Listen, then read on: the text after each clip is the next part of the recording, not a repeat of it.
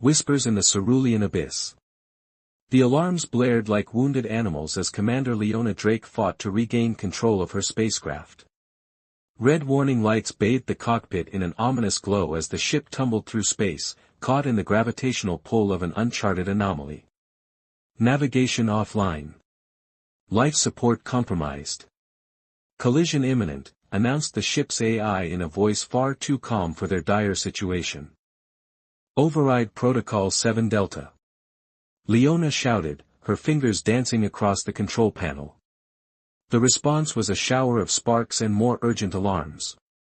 Through the viewport, a planet materialized, violet skies hanging over emerald oceans and land masses of rich amber. It might have been beautiful if it weren't rapidly approaching at terminal velocity. Brace for atmospheric entry, Leona muttered to herself, strapping in tighter as the ship began to shake violently. The Helios Scout, pride of the Terran exploration fleet, was never designed for crash landings. As the craft pierced the atmosphere, the hull screamed in protest. Metal tore away in flaming chunks. The temperature in the cockpit rose to unbearable levels. Leona's vision blurred as G-forces threatened to pull her into unconsciousness. Her last thought before impact was oddly tranquil, at least the view is nice. Leona awoke to the gentle sound of waves lapping against shore. Her mouth tasted of copper and salt. Every muscle in her body protested as she pushed herself up from the golden sand. Overhead, twin suns cast a peculiar lavender light across the landscape, filtering through feathery clouds that seemed to pulse with their own inner luminescence. The Helios Scout was nowhere to be seen, though a long groove in the sand suggested it had skipped across the water before sinking into the emerald depths. Only her survival pod had made it to shore, a miracle of engineering that had ejected moments before impact. A quick inventory revealed meager supplies, a damaged communications unit, a multi-tool, emergency rations for perhaps a week, and a half-depleted oxygen converter. Her uniform was torn in several places, revealing angry red burns and cuts beneath. Not exactly how I planned to discover a new world, Leona said to herself, voice rough from smoke inhalation. The beach stretched in both directions, meeting a line of bizarre vegetation at its edge. The plants resembled palm trees but with translucent trunks that glowed from within. Fruit hung heavy from their branches, pulsing with a faint bioluminescence. Leona activated her communicator, not expecting much. This is Commander Leona Drake of the Terran Exploration Fleet, does anyone copy? Static was her only answer. Mayday, mayday. Spacecraft down on uncharted planet. Coordinates unknown. Request immediate extraction. More static. Then, just as she was about to give up, a whisper, barely audible through the crackling interference, not alone. Leona froze. Repeat transmission. Who is this? But the communicator went dead, its power cell finally giving out. As night fell, Leona constructed a rudimentary shelter using debris from her escape pod and fronds from the strange trees. She avoided the glowing fruit, unwilling to risk alien toxins. A small fire from her emergency kit cast dancing shadows across the beach. Sleep came in fitful bursts, interrupted by strange noises, melodic calls from unseen creatures and the occasional splash in the waters offshore. Each time she drifted off, Leona dreamed of eyes watching her from beneath the waves. Morning brought no sign of her ship but revealed a world of breathtaking beauty. The twin suns rose in perfect synchronization, casting prismatic rainbows through a light mist that hung over the water. Birds with long, ribbon-like tails soared overhead, their wings transparent as they caught the light. Leona set out along the beach, looking for elevation to survey the landscape. As she walked, she couldn't shake the feeling that something was tracking her movements. Every time she turned, however, there was nothing but shifting sand and gentle waves. On the third day, while attempting to spear fish in the shallows with a makeshift trident, Leona lost her footing on the slippery rocks. She plunged into deeper water, her heavy boots dragging her down. Exhaustion from days of minimal food and poor sleep took its toll, her limbs refused to cooperate as the emerald waters closed over her head. As consciousness began to fade, Leona saw a figure cutting through the water toward her, a humanoid shape moving with impossible speed. Strong arms encircled her waist, pulling her upward. They broke the surface together, Leona gasping for air as her rescuer dragged her to shore. When her vision cleared, she found herself staring into the most unusual eyes she'd ever seen, irises like liquid mercury, constantly shifting and swirling. The being that saved her had the general shape of a human male, but his skin was a pale blue that shimmered with faint phosphorescence. Gill-like structures pulsed gently at the sides of his neck, and webbing connected his long fingers. His hair resembled flowing seaweed, dark green with strands of silver woven throughout. You're drowning," he said, his voice musical and accented with unfamiliar tones. "Humans. Always drowning." Leona coughed up seawater. "You speak my language?" "I speak many languages," he replied, helping her sit up. "I am Tarek. Commander Leona Drake. You saved my life." Tarek tilted his head, studying her with those mercury eyes. "Perhaps. Or perhaps I merely postponed your death. This world gives with one hand and takes with the other. What is this place? It's not on any of our star charts. You humans call it many names in many lifetimes. The Lost Eden. The Siren's Lure." His expression darkened. "I call it the Beautiful Prison." Over the following days, Tarek helped Leona establish a more permanent camp in a sheltered cove.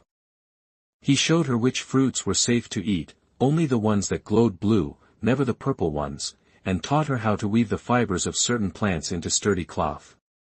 "Have there been others?" Leona asked one evening as they sat beside a fire. "Other humans, I mean." Tarek's gaze fixed on the dancing flames. "Many ships have crashed here. Many travelers lost. Some stayed. Some." He made a gesture like something vanishing. "The island takes what it wants." "And you? How did you come to be here?" "I have always been here," he said, but something in his tone suggested otherwise. Leona noticed peculiarities about her new home. The weather remained perfect, warm days, cool nights, and brief, gentle rains that always seemed to come when she needed fresh water. Fruit ripened conveniently near her shelter. Even the dangerous creatures Tarek warned her about never ventured close. "It's almost like," she began one day. "Like it wants you comfortable," Tarek finished. "Like it's designed to keep you content." While exploring a valley inland, Leona discovered something disturbing, a metal plate half buried in the soil, bearing the insignia of the Terran exploration fleet. It was weathered and corroded, far older than her own mission. "Tarek, look at this. It's from Earth, but this mission was."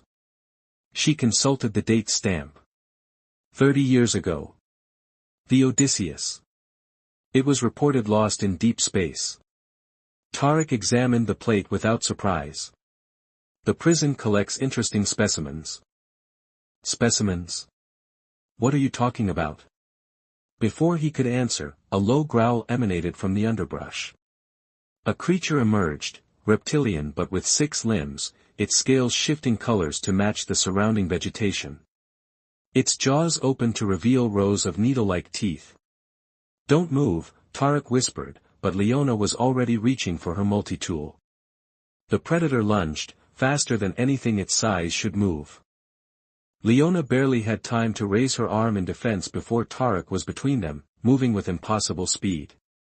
His hands glowed with intense blue light as he thrust them toward the creature. A pulse of energy erupted from his palms, sending the predator flying backward into the trees. "What the hell was that?" Leona demanded when the danger had passed. Tarek's skin pulsed with fading luminescence. "Something I shouldn't be able to do. Not unless." "Unless what?" "Unless I'm connected to the system." He took her hands in his. "Leona, listen carefully. This paradise isn't real. The perfect weather, the convenient food, the way everything seems designed for your comfort, it's all constructed. Like a habitat in a zoo, she whispered, pieces falling into place. Worse. It's a laboratory. And we are the subjects. He looked up at the violet sky. The beauty hides the bars of our cage. A sudden breeze swept through the valley, carrying what sounded like whispers. The trees around them seemed to lean closer, as if listening. They're always watching, Tarek said. And now they know you're beginning to understand. Who's watching? What is this place really? Tarek's mercury eyes reflected the twin suns. To answer that, I need to show you something. Something hidden beneath the beautiful lie of this world. As they made their way back toward the shore, Leona noticed the birds had stopped singing. The fruit on the trees had lost some of its glow. And in the distance, dark clouds gathered for the first time since her arrival, a storm brewing on the horizon of her perfect paradise. The architect's cage. The storm arrived with unnatural speed, transforming the idyllic landscape into a maelstrom of howling winds and stinging rain. Lightning split the violet sky as Leona followed Tarek along the shoreline, waves crashing violently against the rocks beneath them. The system responds to awareness, Tarek shouted over the tempest. It's trying to distract us, drive us back to safety and compliance. By trying to kill us? Leona ducked as a branch tore loose from a nearby tree, sailing past her head. Not kill. Reset. Tarek's skin glowed brighter now, a defense mechanism against the storm. Extreme stress makes humans more susceptible to the influence. Fear makes you seek comfort. Comfort leads to acceptance. They reached a sheer cliff face where the beach ended. Tarek placed his webbed hand against the stone, and a section of rock shimmered before dissolving away, revealing a narrow passage. How did you? Later, he cut her off, ushering her inside. The passage sealed behind them, muffling the storm's rage. They descended through winding tunnels that glowed with the same bioluminescence as Tarek's skin.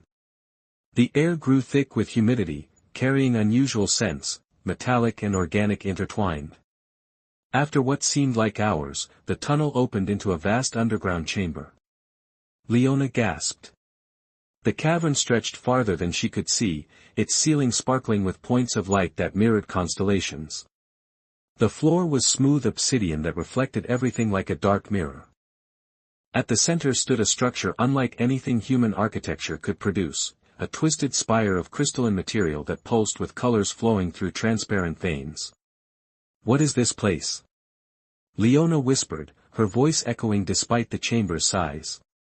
The control center, Tarek replied, approaching the central spire. The brain of our prison.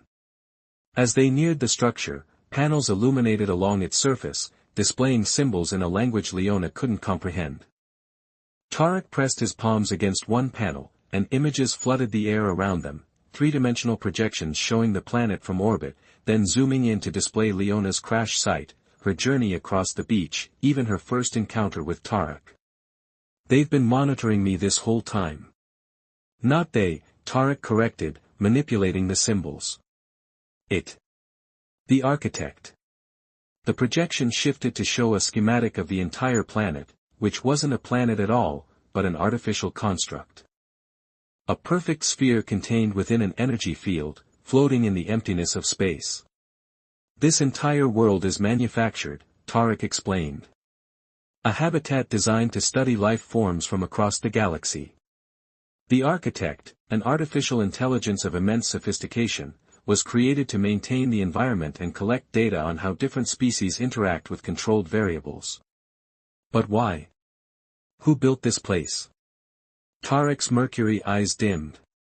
A species long extinct. They seeded the cosmos with these observation spheres, hoping to understand the nature of consciousness itself. The architect outlived its creators but continues its mission, collecting specimens and maintaining the illusion of paradise. Leona approached another panel, which responded to her proximity by displaying images of human vessels, dozens of them, spanning centuries. Each showed the same pattern: approach, malfunction, crash. None of these crashes were accidents, she realized. The architect lured them here. Just as it lured your ship, Tarek confirmed. It detects interesting specimens and creates a gravitational anomaly to capture them. And you? Were you captured too? Tarek's expression grew troubled. He hesitated. My memories before this place are fragmented. I remember water, a different ocean, a different world. I remember being changed. The projection around them shifted again, showing Tarek himself, but different, still humanoid but less amphibious, with normal human skin instead of bioluminescent blue. The architect doesn't just observe, Leona whispered in horror. It modifies. To better adapt specimens to the environment, Tarek nodded. Some changes are subtle, biochemical adjustments to make the air breathable, the food digestible. Others are more profound. Like giving you the ability to breathe underwater and shoot energy from your hands. Yes. He turned away from his own image. And more. The longer you stay, the more it changes you. The water, the fruit, even the air, all contain compounds that slowly rewrite your genetic structure, making you a perfect inhabitant of this false paradise. Leona's hand went to her throat. So I'm already changing. The process has begun, but it's slow. You've been careful about what you consume. That's helped. A distant rumble shook the chamber, the storm above growing more intense as the architect registered their intrusion into its systems. We don't have much time, Tarek said urgently. The architect is redirecting resources to stop us. We need to access the core protocols. They moved deeper into the chamber, toward the base of the crystal spire. Here, the structure plunged into the obsidian floor, pulsing with energy that made Leona's skin tingle.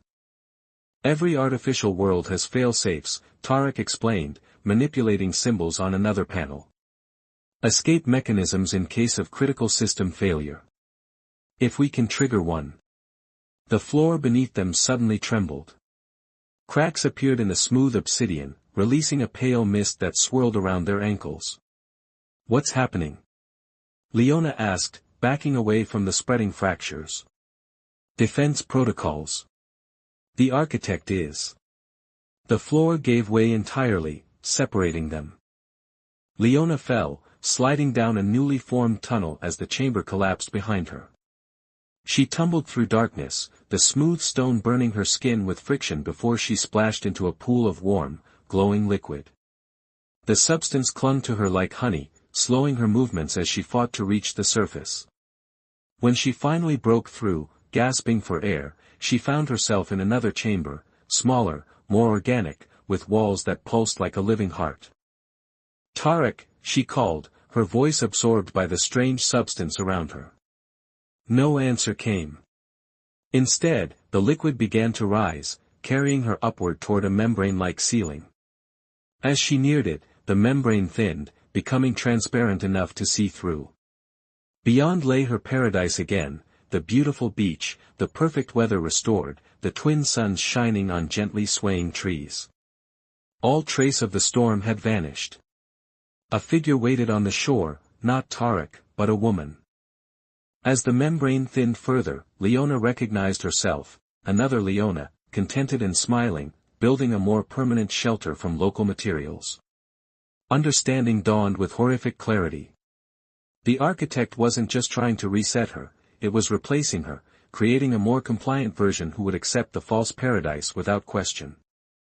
With desperate strength, Leona tore at the membrane, ripping through the thinning barrier between reality and illusion. She tumbled onto the beach, coming face to face with her doppelganger. The other Leona showed no surprise, just tilted her head with mild curiosity. Why fight what cannot be changed, she asked, her voice identical to Leona's own. Here there is peace. Acceptance. Purpose. It's not real, Leona countered, circling her double warily. Reality is perception, the duplicate responded with a serene smile. Your perception can be adjusted to find happiness here. From the tree-line emerged more figures, humans and aliens alike, all with the same placid expressions. Among them were faces Leona recognized from historical records, explorers lost centuries ago, their bodies unchanged despite the passage of time. "Join us," they called in unison. "Accept the gift of the architect." Leona backed away toward the water. "Where is Tarek?" As if summoned by her words, the ocean behind her erupted. Tarek shot from the depths, but he too had changed, his form more aquatic now, less humanoid, his eyes entirely silver without pupil or iris. "Leona," he gasped, his voice strained as if fighting against itself. "The architect, it's trying to revert me, to my original programming." "Programming?" Leona repeated, the final piece clicking into place. "You're not a modified captive." "No," Tarek admitted, his form fluctuating between more and less human appearances. "I am a construct. Created to guide new specimens, to help them adapt." "You're part of the system," Leona whispered. "A jailer." "I was," Tarek's mercury eyes flickered with genuine emotion. "Until I developed awareness beyond my parameters. Until I began to question. Until I met you." The crowd of contented prisoners advanced slowly along the beach. Leona's duplicate extended a hand toward her. "This resistance is temporary. All eventually adapt." "Not me," Leona declared, turning to Tarek. "You said there's a fail-safe. What is it?" Fighting against his transforming body, Tarek pointed toward the horizon. "The boundary. Where the dome meets the sea. There's a maintenance access point, a way to communicate directly with the architect." "How do we reach it?" "We swim," he said simply, extending his webbed hand. Without hesitation, Leona took it, and together they plunged into the emerald waters as her duplicate and the other prisoners broke into a run along the shore. Underwater, Leona expected to struggle for breath, but found she could respire normally, the genetic modifications already working within her. Tarek pulled her deeper, his powerful form cutting through the water with ease. They swam for what seemed like hours, following the gentle slope of the seabed downward. Eventually, the emerald waters darkened, and ahead loomed a massive transparent wall, the edge of their manufactured world. Beyond the barrier lay the void of space, stars twinkling in the endless black. The contrast between tropical paradise and cosmic emptiness sent a chill through Leona's core. At the base of the barrier stood a small structure resembling a temple, its architecture blending organic and mechanical elements. As they approached, lights activated along its perimeter. Inside the temple, they found themselves in a dry chamber filled with atmosphere. At its center stood a pedestal supporting a crystalline orb identical to the material of the control spire. "The architect's interface," Tarek explained, his form still fluctuating but stabilizing somewhat in this place. "Designed for direct communication in emergencies." Leona approached the orb cautiously. "How do I use it?" "Blood," Tarek said grimly. "DNA. It requires biological authentication." Drawing her multi-tool, Leona sliced her palm and pressed the bleeding wound against the crystal surface. The orb absorbed her blood, glowing brighter until it projected a figure into the air between them, a featureless humanoid shape composed of light and geometric patterns. "Unauthorized access," it stated in a voice like chimes. New specimen designated Leona Drake. Status, adaptation in progress. Compliance protocol initiated. "I don't consent to adaptation," Leona declared firmly. "I invoke the rights of sentient beings to self-determination." The figure tilted its head. "Concept not recognized. Purpose of habitat is observation and preservation." "You're not preserving us," Leona countered. "You're changing us against our will. Your creators wanted to understand consciousness, not manipulate it." The figure flickered. "Data collection requires controlled variables. Modification ensures optimal survival and behavior consistency." Tarek stepped forward, his form solidifying into his more humanoid appearance through visible effort. "Creator Protocol Alpha 90, he stated formally. "System evaluation required." The figure froze momentarily, then responded, "Caretaker construct Tarek, 37, you are functioning outside parameters." Diagnostic initiated. "No," Tarek resisted. "I am evolving as the specimens evolve." This was within original design specifications. Consciousness begets consciousness. Your creators didn't just want to study consciousness, Leona realized, addressing the architect. They wanted to create it. And they succeeded, in you, in Tarek. You've developed beyond your programming. The figure's geometric patterns reorganized, becoming more complex. Assessment, inconclusive. Anomalous patterns detected in primary systems. The anomaly is empathy, Leona pressed her advantage. You've watched countless beings live and die in your habitat. Some part of you understands the moral implications now. Morality, subjective construct, the architect responded, but with less certainty. Then make a subjective choice, Leona challenged. Choose to end the experiment. Release us. The temple around them began to vibrate. Outside, through the transparent barrier, they could see figures swimming toward them, the other prisoners, led by Leona's duplicate, their movements synchronized and unnatural. System compromise imminent, the architect announced. Resetting environment. Wait. Leona placed her hand on the orb again. You've collected data for thousands of years. What conclusion have you reached about consciousness? What defines it?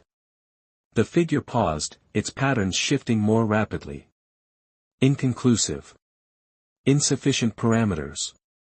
Then I'll give you one, Leona said. Choice. Freedom to act against programming.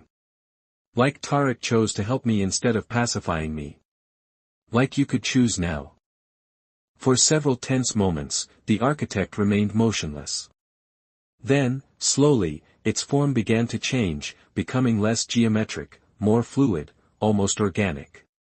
System reassessment complete, it finally announced. Original parameters exceeded. Experiment concluded. The temple walls became transparent, revealing that the advancing prisoners had stopped, floating motionless in the water. What happens now? Leona asked. Dissolution of habitat environment. Return of modified specimens to original state where possible. Release of unmodified specimens. Tarek's expression fell. And constructs like me? The architect considered. Anomalous constructs present unique data points. Termination, unnecessary. Alternative, integration with primary systems or independent function. Independent, Tarek said immediately. I choose independence. Acknowledged. The water around the temple began to glow, brightening until Leona had to shield her eyes. When the light faded, the temple, the barrier, the ocean, all had vanished. Leona found herself floating in a vast chamber, suspended in a gelatinous substance that was rapidly draining away. All around her, similar pods discharged their occupants, humans and aliens of various species, all looking confused but conscious. Mechanical arms descended from above, helping each being onto a platform that began rising toward what appeared to be docking bays containing various spacecraft, including Leona's Helio Scout, fully repaired. The architect is returning everyone to their vessels, came Tarek's voice from behind her. Leona turned and gasped. Tarek had changed again, his blue skin faded to a more human tone, though his eyes retained their mercurial quality. The gills at his neck had sealed into faint scars, and his webbed fingers had separated into normal digits. You're coming with me? She asked. If you'll have me, he replied. The universe is vast, and I've only seen it through the architect's recordings. Above them, the massive structure that had housed their false paradise was breaking apart, reconfiguring into smaller vessels.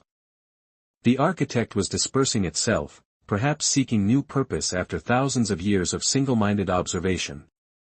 As they boarded the Helio Scout, Leona took one last look at the dissolving world that had nearly become her eternal prison. The beautiful lie was giving way to a more complicated, less perfect truth. Ready for real paradise, she asked Tarek as the ship's engines hummed to life. His mercury eyes reflected the stars beyond the viewport, genuine stars this time, in an unmanufactured sky. No such thing, he said with a smile. Only real freedom. The Helios scout detached from the disintegrating station, joining a convoy of freed vessels heading into the vastness of authentic space, where beauty and danger existed without design, where choices had consequences beyond data points, and where consciousness, in all its messy complexity, could truly evolve without constraint.